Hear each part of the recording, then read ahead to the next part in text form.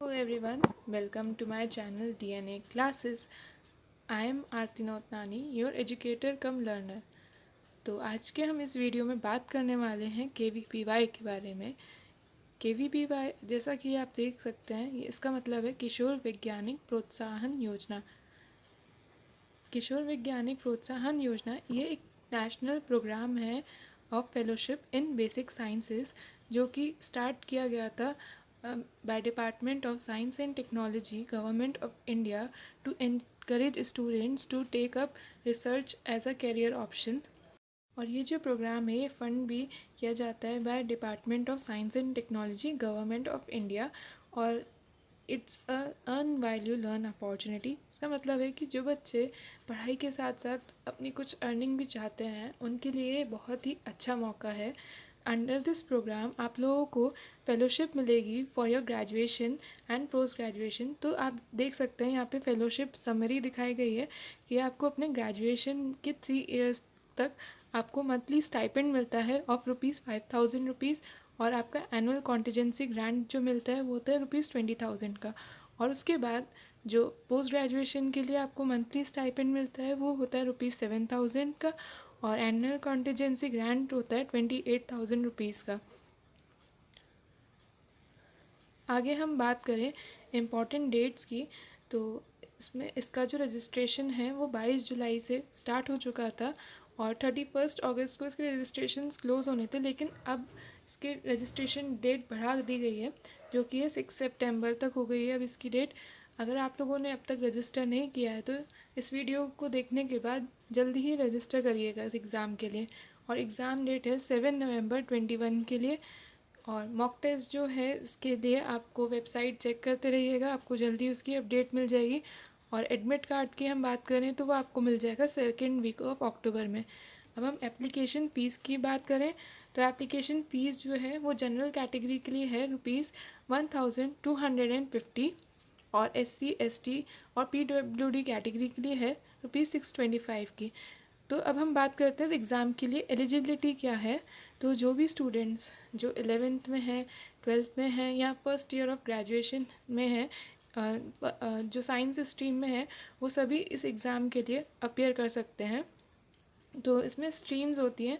जो student 11th class में है वो स्ट्रीम SA के हैं, और जो 12th स्टैंडर्ड में है वो स्ट्रीम SX भरेंगे अपना, और जो ग्रेजुएशन में है वो स्ट्रीम SB भरेंगे अपना। तो जैसा कि मैंने अभी आप लोगों को बताया कि आप लोगों को फ़ेलोशिप मिलेगी, तो फ़ेलोशिप इतनी इजीली नहीं मिलती है, उसके लिए कुछ कंडीशंस होती हैं जो आप लोगों को सेटिस्फाई करनी पड़ेगी। तो हम अब देखते हैं फ़ेलोशिप एक्टिवेशन के लिए आपकी क्या क्या कंडीशंस होंगी। तो हम देखें SA और SX स्ट्रीम, तो इसमें जो कंडीशन है, उन बच्चों को फ़ेलोशिप जो है वो अपने ग्रेजुएशन में जब वो एनरोल होंगे अपने ग्रेजुएशन में, तभी उनको फ़ेलोशिप मिलना स्टार्ट होगी। और जो ग्रेजुएशन में उनका सब्जेक्ट होने चाहिए वो होने चाहिए BSc, BS, B stat, B math, integrated MSc, MS in chemistry, physics, mathematics, statistics, biochemistry, microbiology, cell biology, और भी बहुत सारे सब्जेक्ट्स हैं जिनमें आप एनरोल कर सकते हैं। तो आप देख सकते हैं कितने वाइड वेराइटी ऑफ सब्जेक्ट्स हैं, और ये सब साइंस से रिलेटेड सब्जेक्ट्स हैं। तो ये बहुत ज़रूरी चीज़ है कि आपका कोई भी सब्जेक्ट जिसके लिए भी आप एनरोल करें तो साइंस की फील्ड से ही होना चाहिए। अगर आप ऐसे सब्जेक्ट्स जैसे BCom, BA, BBA आप इन सब में एनरोल करेंगे तो आप लोगों को ये फेलोशिप नहीं मिलेगी, क्योंकि ये प्रोग्राम बना ही इसलिए कि साइंस में रिसर्च करियर चूज़ करें बच्चे। तो अगर आप किसी और सब्जेक्ट में जाते हैं तो आपको फेलोशिप नहीं मिलेगी।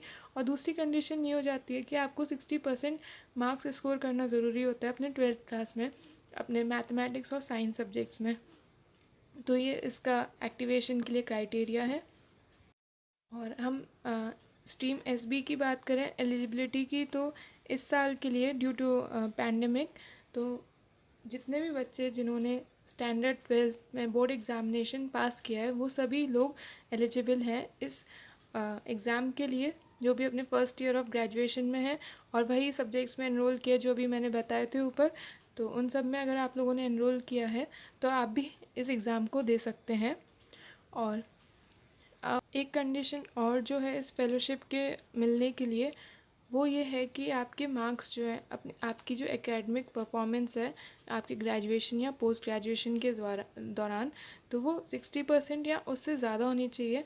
अगर आप किसी भी ईयर में 60% से कम अगर आपके परसेंट होते हैं तो आप लोगों की फेलोशिप जो है उस ईयर के लिए डिसकंटिन्यू कर दी जाएगी। बट हाउएवर अगर आपका जो परसेंटेज है वो सब्सिक्वेंट ईयर में 60% या उससे ज़्यादा हो जाता है तो आप रिन्यू कर सकते हैं अपनी फेलोशिप को।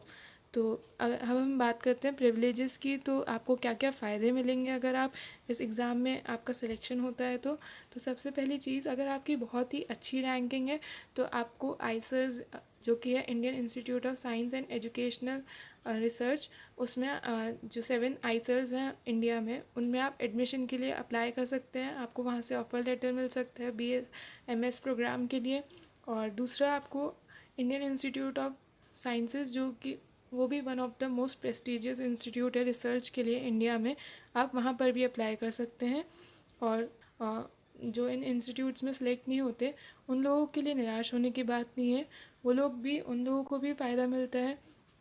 वो लोग कोई भी रिसर्च इंस्टीट्यूट में जो कि नेशनल रिप्यूट का है, नेशनल या इंटरनेशनल रिप्यूट का है, तो उनमें समर इंटर्नशिप करने का मौका मिलता है उन लोगों को। क्योंकि आजकल कोविड की वजह से इंटर्नशिप काफ़ी कम ली जा रही है, ऐसे में आप लोगों को एज मिलेगी और दूसरे स्टूडेंट्स के ऊपर। तो आप लोगों के लिए ज़रूरी भी होता है कि आप लोग समर इंटर्नशिप में पार्टिसिपेट करें और अपने मेंटोर को इसकी प्रोजेक्ट रिपोर्ट सबमिट करनी होती है आप लोगों को। तो आप लोगों को इंटर्नशिप करने का भी मौका मिलेगा जो कि और बच्चों को नहीं मिलता है। फिर अगर हम बात करें तो आपको KVPY फेलो का ID कार्ड मिलता है, जिसकी मदद से आप कोई भी लेबॉरेटरी या यूनिवर्सिटी में जा सकते हैं, आप उसको शो करते हैं। तो अब हम एग्ज़ाम पैटर्न की बात करें तो एग्ज़ाम पैटर्न जो है उसमें टोटल 100 मार्क्स का एग्ज़ाम होता है आपका। 2 पार्ट्स होते हैं इसमें, पार्ट A और पार्ट B। तो ये जो मैं डिस्कस कर रही हूँ ये जनरल पैटर्न है, चाहे आप कोई भी स्ट्रीम के हो। तो इसमें 60 क्वेश्चन होंगे आपके पार्ट A में, और हर एक क्वेश्चन जो होगा वो 1 मार्क का होगा, और नेगेटिव मार्किंग इसमें 0.25 होगी। और नेगेटिव मार्किंग दोनों ही पार्ट्स में 1/4 होती है। तो पार्ट A में 1 का अगर आप 1/4 लेंगे तो 0.25 मार्किंग हो जाएगी आपकी नेगेटिव में। और पार्ट B में अगर हम देखें तो आपके 20 क्वेश्चन होंगे, और हर एक क्वेश्चन जो होगा 2 मार्क्स का होगा, और आप नेगेटिव मार्किंग देखेंगे तो 0.5 की होगी, जो कि 1/4 होता है 2 का। तो अब हम स्पेसिफिकली अगर एग्ज़ाम पैटर्न की बात करें स्ट्रीम SA के लिए, तो आप लोगों को सारे क्वेश्चंस आपके लिए अटेम्प्ट करना कंपलसरी होते हैं। और क्वेश्चंस जो होंगे वो फिज़िक्स, केमिस्ट्री, मैथ्स और बायोलॉजी सभी सेक्शन से पूछे जाएंगे टिल 10th लेवल। जो आपने 10th तक की जितनी भी पढ़ाई की है तो उसी में से आपके क्वेश्चंस आएंगे। और पार्ट A में आपको देखने को मिलेंगे 15 questions from each section, physics, chemistry, biology and maths. तो 15 क्वेश्चन हर एक सेक्शन से होंगे पार्ट A में। अगर हम पार्ट B की बात करें तो उसमें आपको देखने को मिलेंगे 20 क्वेश्चंस, और 2 मार्क्स का हर एक क्वेश्चन होगा। 5 क्वेश्चन हर एक सेक्शन से होगा, फिजिक्स, केमिस्ट्री, बायोलॉजी और मैथमेटिक्स। तो ये हो गई स्ट्रीम SA की बात। तो अब हम बात करते हैं स्ट्रीम SB के लिए। तो उनके पेपर में भी सारे ही सेक्शन से क्वेश्चन होंगे, physics, chemistry, biology and mathematics. But उनको कोई भी 3 सेक्शन से ही अटैम्प्ट करने होंगे। तो पार्ट A में अगर हम बात करें तो आपके 60 क्वेश्चंस आप लोगों को अटैम्प्ट करने होंगे, चारों ही सेक्शन से क्वेश्चन आपको देखने को मिलेंगे। तो टोटल आपके पेपर में 80 क्वेश्चन होंगे, लेकिन आपको सिर्फ 60 क्वेश्चन ही अटैम्प्ट करने हैं। कोई भी 3 सेक्शंस आपको कम्प्लीटली अटैम्प्ट करना है। ऐसा नहीं कि एक सेक्शन आपने आधा अटैम्प्ट किया और फिर दूसरा कुछ और पार्ट आपने किसी और सेक्शन का, तो आप ऐसा नहीं कर सकते हैं। कोई भी 3 सेक्शंस आपको चॉइस करना है और उन्हीं को पूरा अटैम्प्ट करना है। और इसी तरह से पार्ट B की अगर हम बात करें तो उसमें भी 20 क्वेश्चंस होंगे, 2 marks each as already mention. तो पर उसमें आपको 2 सेक्शंस अटैम्प्ट करना है, फिज़िक्स, केमिस्ट्री, मैथ्स या बायो में से। तो आपका 20 क्वेश्चंस हो जाएंगे। So this was all about KVPY। अगर मैंने कुछ पॉइंट अगर मिस कर दिया हो तो आप मुझे कमेंट सेक्शन में कमेंट करके बता सकते हैं।